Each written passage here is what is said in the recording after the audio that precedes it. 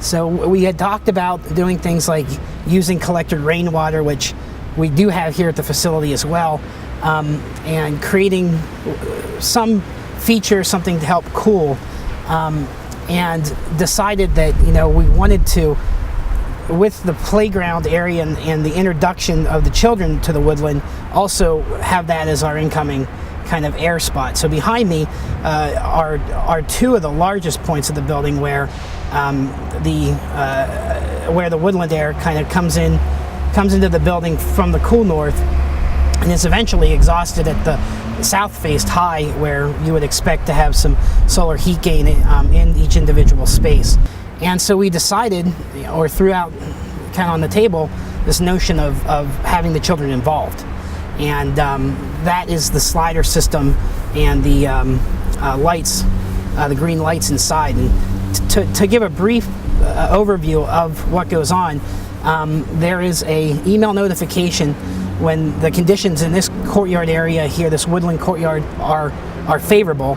That email goes to a select number of people to open the two sliders behind me, the two large sliders behind me, as well as another one on another part of the building. And that activates two large fans at kind of atrium spaces in the building to circulate the woodland air in. From that point, the green lights are initiated in each individual classroom. The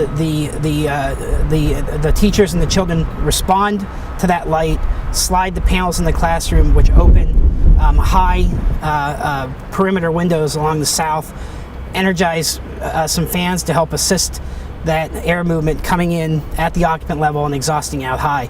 And that's the overall I guess process, or the overall sequence. Yesterday, March 7th, was the first day that we got notification for this year to open those sliders.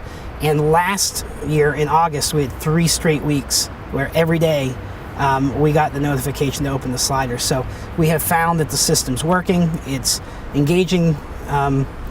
It's engaging the children, and it's saving energy. I would say that in closing, when you're inside the building and you look out into the woods, if we had not pursued this open indoor-outdoor concept, I think we all would have regretted